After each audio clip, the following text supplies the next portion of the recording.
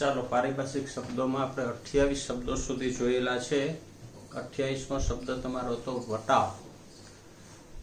વસ્તુની છાપેલી કિંમત કરતા ઓછી કિંમત ચૂકવવામાં આવે, માલની ખરીદીમાં ચૂકવવામાં આવે અથવા વસૂલ કરવામાં આવે એને વટાવ કહેવાય। તો વટાવના બે પ્રકાર છે। પહેલું છે વેપારી વટાવ।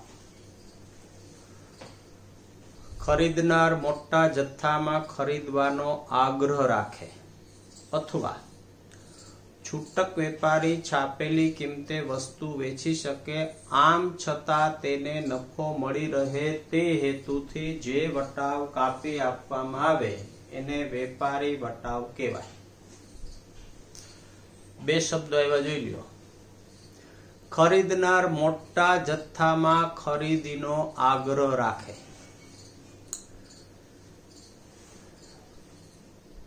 તમે નાના જથ્થામાં માલ ખરીદો, મોટા જથ્થામાં માલ ખરીદો તો માલ તમને સસ્તો પડે।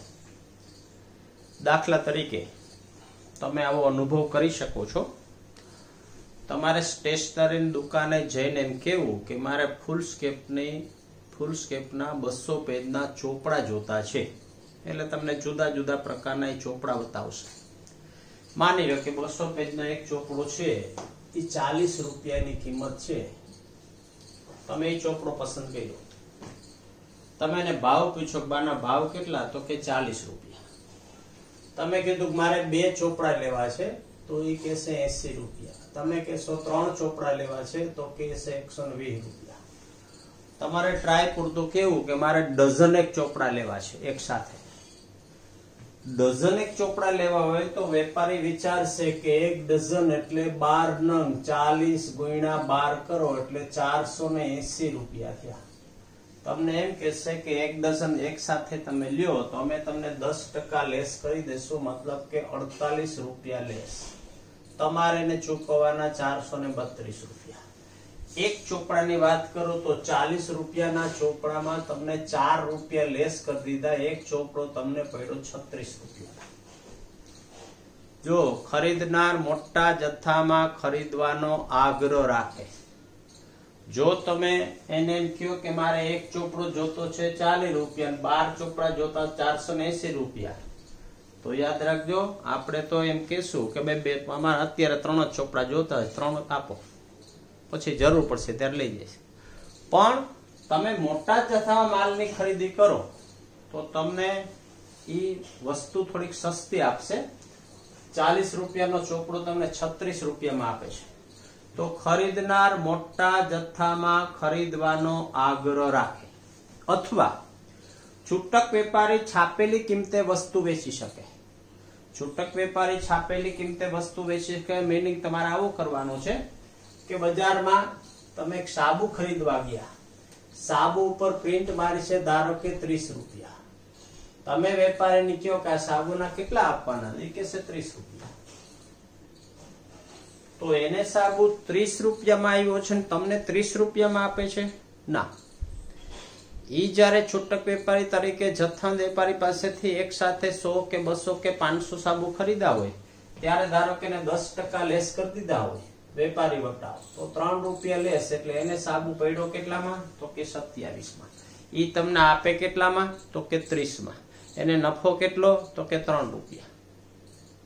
હવે આખો શબ્દ સમજી લેજો। ખરીદનાર મોટા જથ્થામાં ખરીદવાનો આગ્રહ રાખે અથવા છૂટક વેપારી છાપેલી કિંમતે વસ્તુ વેચી શકે, આમ છતાં તેને નફો મળી રહે તે હેતુથી જે વટાવ કાપી આપવામાં આવે તેને વેપારી વટાવ કહેવાય। આ વટાવની ચોપડે નોંધ થતી નથી। જ્યારે તમે આમનો લખશો ત્યારે ખ્યાલ આવશે કે વેપારી વટાવની ચોપડે નોંધ કરવામાં આવતી નથી। ચાલો એના પછીનો શબ્દ છે રોકડ વટાવ, કેશ ડિસ્કાઉન્ટ। આ વટાવને ટ્રેડ ડિસ્કાઉન્ટ કે ટીડી, ટ્રેડ ડિસ્કાઉન્ટ વેપારી વટાવ, આને કે કેશ ડિસ્કાઉન્ટ સીડી। ખરીદનાર રોકડેથી ખરીદવાનો આગ્રહ રાખે અથવા નિશ્ચિત સમય મર્યાદામાં નાણાં ચૂકવે તે હેતુથી જે વટાવ કાપી આપવામાં આવે તેને રોકડ વટાવ કહેવાય. આ વટાવની ચોપડે નોંધ થાય છે. ખરીદનાર રોકડેથી ખરીદવાનો આગ્રહ રાખે. દાખલા તરીકે ધારો કે તમે જૂનાગઢના એક ટીવીના વેપારી છો. તમે સોની ટીવી બજારમાં વેચો છો. એક દુકાનદાર તરીકે સોનીની તમારે ડીલરશીપ છે અને સોનીના ટીવી તમે વેચો છો. તમે તમારા જથ્થાબંધ વેપારી પાસે જઈને એમ કહો કે મારે 100 ટીવી ખરીદવા છે. વેપારી કહેશે, જથ્થાબંધ વેપારી, ભાઈ એક ટીવી નો ભાવ ધારો કે 40,000 રૂપિયા છે.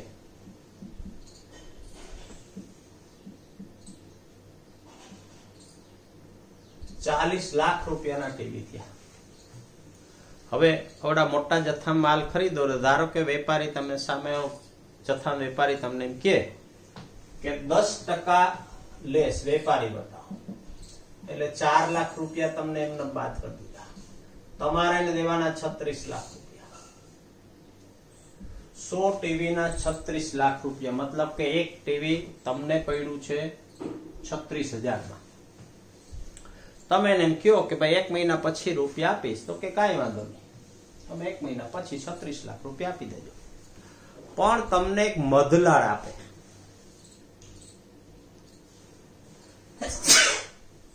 તમને એવું કે જો અત્યારે તમારે આપવા હોય તો હજી તમને 5% લેસ કરી આપીએ. 5% લેસ એટલે તમને 1,80,000 રૂપિયા હજી બાદ કરી દે. તમારે દેવાના 34,20,000. મતલબ કે એક ટીવી ની પડતર તમારી થઈ 34,200. જોજો, ખરીદનાર રોકડેથી ખરીદવાનો આગ્રહ રાખે. વેપારી તરીકે આપણે વિચારશું કે 1 મહિના પછી 36 લાખ રૂપિયા આપવા એના કરતા અત્યારે 34,20,000 રૂપિયા આપી દે.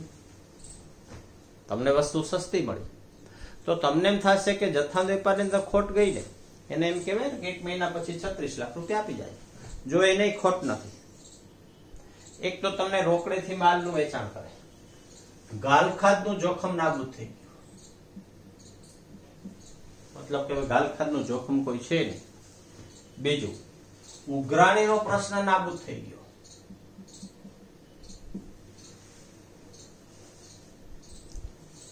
ત્રીજું, એના હાથમાં 34,20,000 રૂપિયા રોકડા આવી ગયા. હવે તમે 34,20,000 રૂપિયા રોકડા આપો તો જથ્થાબંધ વેપારી ક્યાંથી માલ ખરીદતો હોય તો ઉત્પાદક પાસે. ન્યા જઈને એમ કે મારે એક સાથે 100 ટીવી ખરીદવા છે કે 500 ટીવી ખરીદવા છે. ઉત્પાદક એને એમ કે જો રોકડેથી લેવા હોય તો હું તમને 8% લેસ કરી આપીશ. જોજો, તમને એને 5% કાપી દીધા, એની પાસે રોકડા રૂપિયા આવી ગયા તો એ પાછો ઉત્પાદક પાસેથી 8% કેશ ડિસ્કાઉન્ટ લઈ લે. એને કઈ નુકસાન તો છે જ નહીં. ચાલો, તો ફરી પાછો શબ્દ રોકડ વટાવ. ખરીદનાર રોકડેથી ખરીદવાનો આગ્રહ રાખે અથવા નિશ્ચિત સમય મર્યાદામાં નાણાં ચૂકવે. નિશ્ચિત સમય મર્યાદાનો હેતુ, મિનિંગ તમારે આવો કરવાનો છે કે તમને વેપારી એમ કીધું કે મારે ટીવી ખરીદવા છે. એક ટીવી નો ભાવ ધારો કે 40,000 છે ને તમે 100 ટીવી ખરીદ્યા એટલે 40 લાખ રૂપિયા. 10% તો વેપારી વટાવ કાપી દીધો. હવે વેદા 36 લાખ. તમને એમ કદાચ કહી શકે કે જો આવતા 10 દિવસમાં તમે નાણાં ચૂકવી દેશો તો હું તમને 5% ડિસ્કાઉન્ટ આપી દઈશ. પણ 10 દિવસ પછી નાણાં ચૂકવશો તો ડિસ્કાઉન્ટ નહીં મળે. તો ખરીદનાર રોકડેથી ખરીદવાનો આગ્રહ રાખે અથવા નિશ્ચિત સમય મર્યાદામાં નાણાં ચૂકવે તે હેતુસર જે વટાવ કાપી આપવામાં આવે તેને રોકડ વટાવ કહેવાય. આ વટાવની ચોપડે નોંધ થાય છે. તમે જયારે આમ નોંધ લખશો ત્યારે રોકડ વટાવની ચોપડે નોંધ કરવાની છે. વેપારી વટાવની ચોપડે નોંધ કરવાની નથી. ચલો, 2 શબ્દ પાછા બોલી જાઉં છું. પેલો વેપારી વટાવ. ખરીદનાર મોટા જથ્થામાં ખરીદવાનો આગ્રહ રાખે અથવા છૂટક વેપારી છાપેલી કિંમતે વસ્તુ વેચી શકે, આમ છતાં તેને નફો મળી રહે તે હેતુથી જે વટાવ કાપી આપવામાં આવે તેને વેપારી વટાવ કહેવાય. આ વટાવની ચોપડે નોંધ થતી નથી. રોકડ વટાવ. ખરીદનાર રોકડેથી ખરીદવાનો આગ્રહ રાખે અથવા નિશ્ચિત સમય મર્યાદામાં નાણાં ચૂકવે તે હેતુસર જે વટાવ કાપી આપવામાં આવે તેને રોકડ વટાવ કહેવાય. આ વટાવની ચોપડે નોંધ થાય છે. 31નો શબ્દ છે બાકી. કોઈ પણ ખાતાની ઉધાર કે જમા બાજુના સરવાળાના તફાવતને બાકી કહેવાય. જો ઉધાર બાજુનો સરવાળો વધુ હોય તો ઉધાર બાકી, જમા બાજુનો સરવાળો વધુ હોય તો જમા બાકી. જેમ કે દાખલા તરીકે તમારા ચોપડે એક ખાતું તમે ખોલ્યું છે, ગુજરાત સ્ટોર ખાતું. આ ગુજરાત સ્ટોર ખાતું. ખાતું આપણે શબ્દ શીખી ગયા છે કે તેની બે બાજુ હોય છે, ઉધાર અને જમા. ડાબી બાજુ ઉધાર અને જમણી બાજુ જમા. હવે આ ખાતામાં ધારો કે ઉધાર બાજુ તમે લખ્યા છે 20,000, પછી લખ્યા છે 50,000, અહીંયા લખ્યા છે તમે 30,000. હવે હું એમ કહું કે આ ખાતાની બાકી શોધો, તો બાકી કાઢવાનો નિયમ શું? તો કે જે બાજુનો સરવાળો વધુ બે બાજુ મૂકવાનો. તો જો ઉધાર સાઈડનો સરવાળો વધુ છે 70,000, તો અહીંયા મૂકો 70,000. ડિફરન્સ આવ્યો 40,000, જેને કહેવાય બાકી.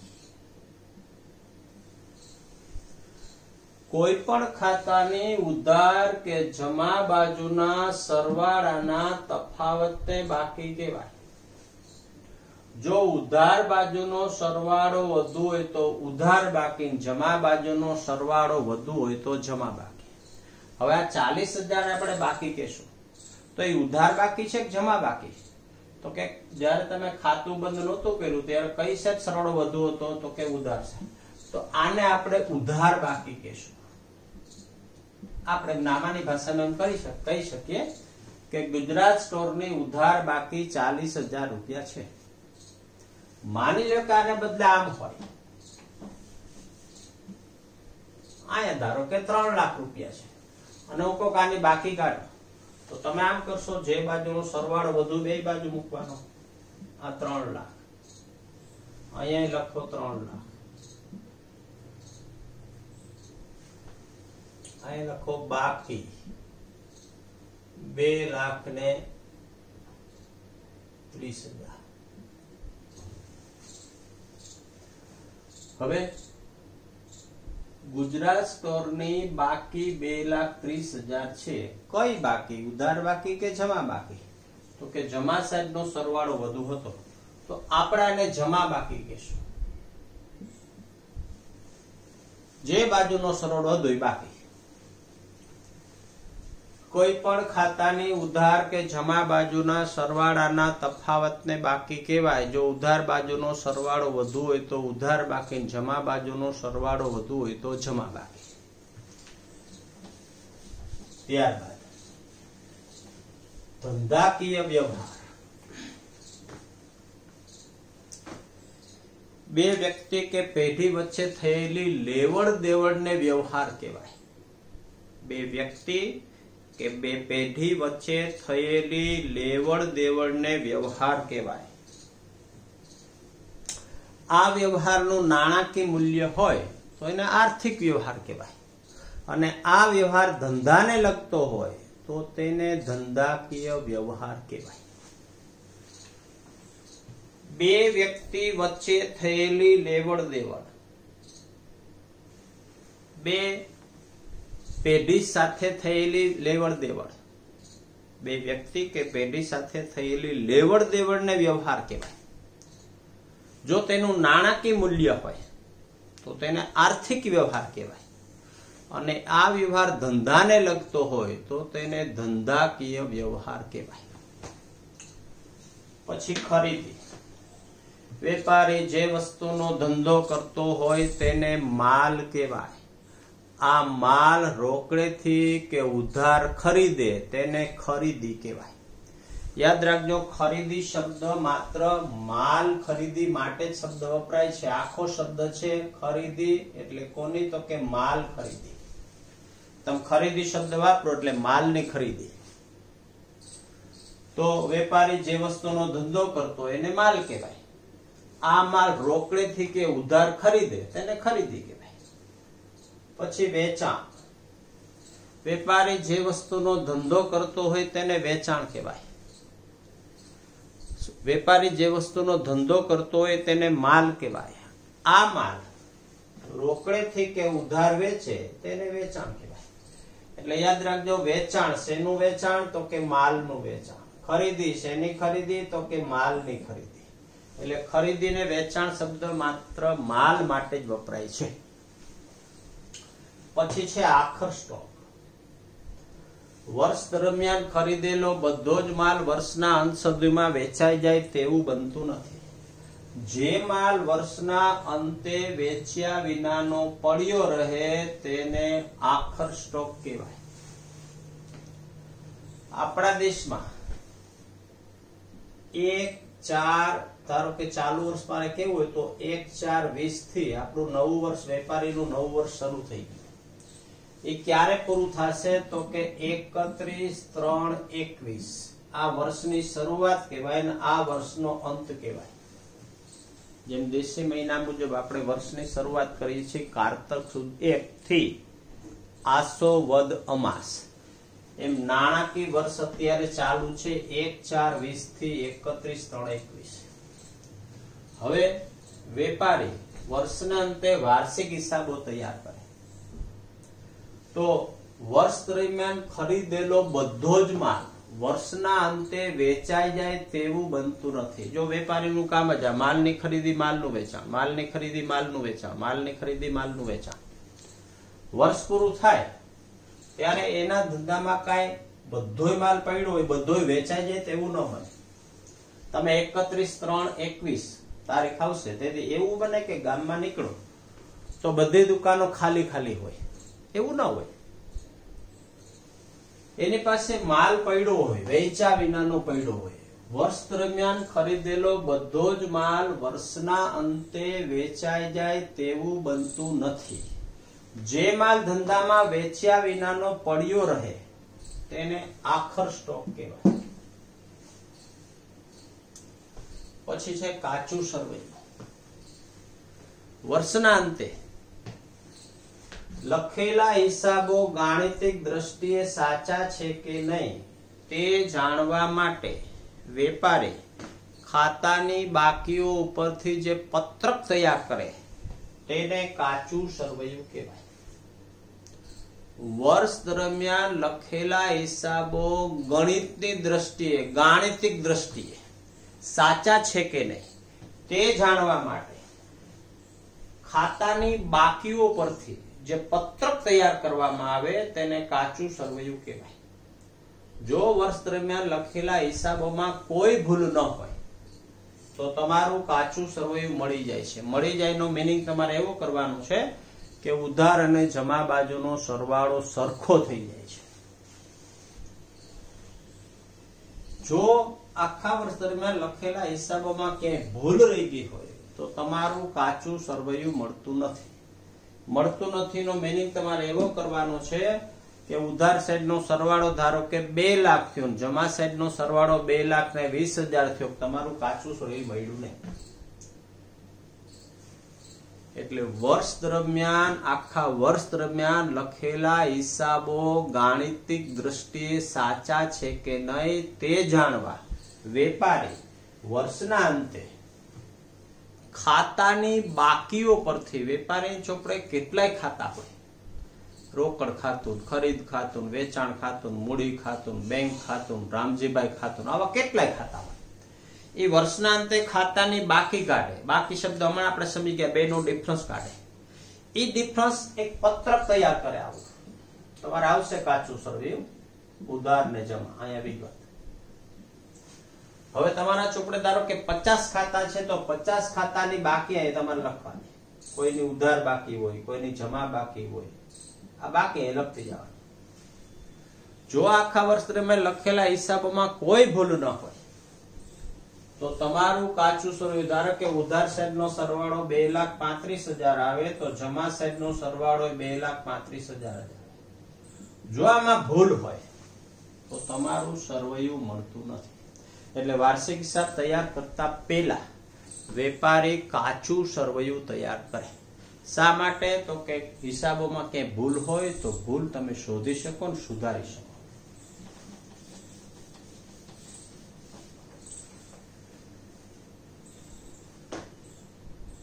એના પછીનો શબ્દ નુકસાન. કોઈ પણ પ્રકારનો લાભ કે અવેજ મેળવ્યા વિના ગુમાવી પડતી રકમને નુકસાન કહેવાય. કોઈ પણ પ્રકારનો લાભ કે અવેજ મેળવ્યા વિના ગુમાવી પડતી રકમને નુકસાન કહેવાય. જો ખર્ચ અને નુકસાન આ બેમાં થોડોક ડિફરન્સ છે. જ્યાં સુધી આપણે એનો અર્થ નહીં સમજીએ ત્યાં સુધી આપણને લાગશે ખર્ચ અને નુકસાન બે શબ્દો સમાનાર્થી શબ્દો છે. ખર્ચ કોને કહેવાય?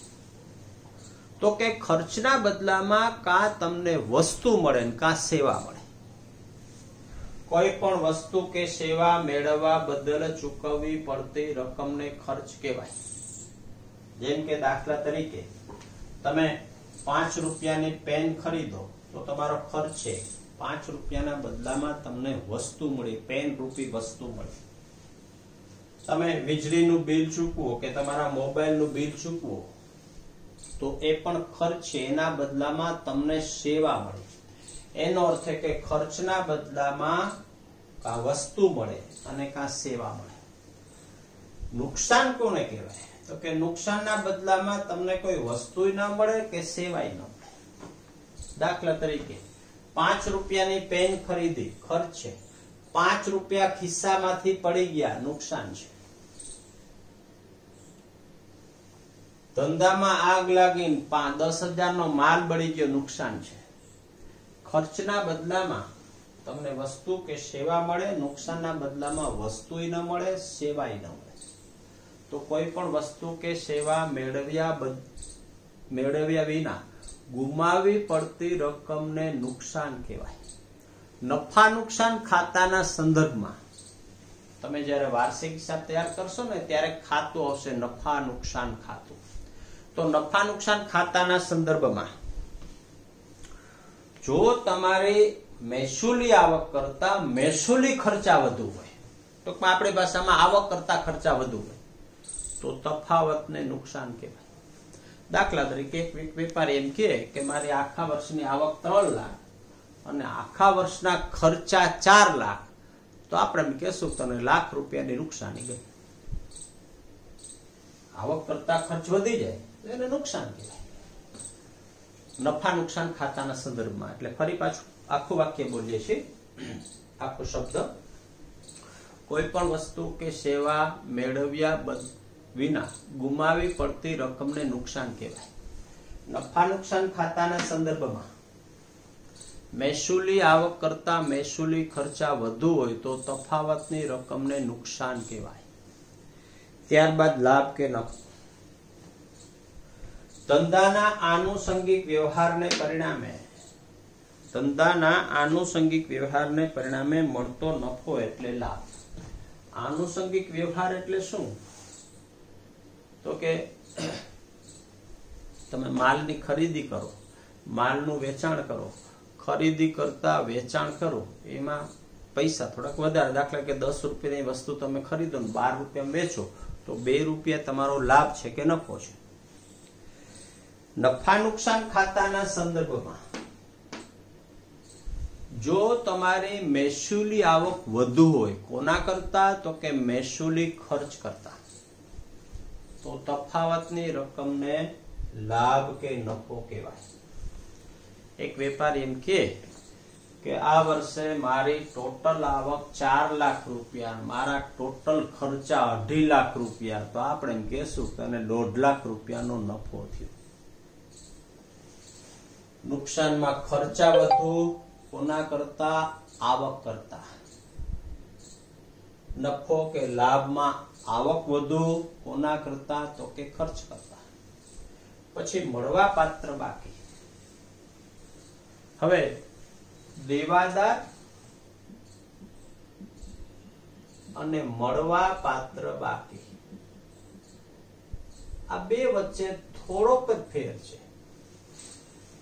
થોડો માઇનર ફેર છે, પણ એ ફેર આપણે સમજવો પડશે. દેવાદાર સામાન્ય રીતે કોને કહેવાય? તો કે તમે જેને ઉધાર માલ વેચો હોય, જેની પાસે તમારે નાણાં પરત લેવાના બાકી છે, એ તમારો દેવાદાર કહેવાય. વેપારીએ જે વ્યક્તિને ઉધાર માલ વેચ્યો હોય, સેવા આપી હોય, નાણાં ઉછીના આપ્યા, જેમની પાસેથી આપણે નાણાં પરત લેવાના બાકી હોય, એને દેવાદાર કહેવાય. તો પછી મળવાપાત્ર બાકી એટલે શું? ધંધાના દેવાદાર સિવાય અન્ય વ્યક્તિ પાસે મળવા બાકી રકમ અથવા તો અગાઉથી ચૂકવેલા ખર્ચને મળવાપાત્ર બાકી કહેવાય. દેવાદાર સિવાય તમે સામાન્ય રીતે દેવાદાર વેપારીની ભાષામાં ક્યાં ઉદ્ભવે? તો કે ઉધાર માલના વેચાણ.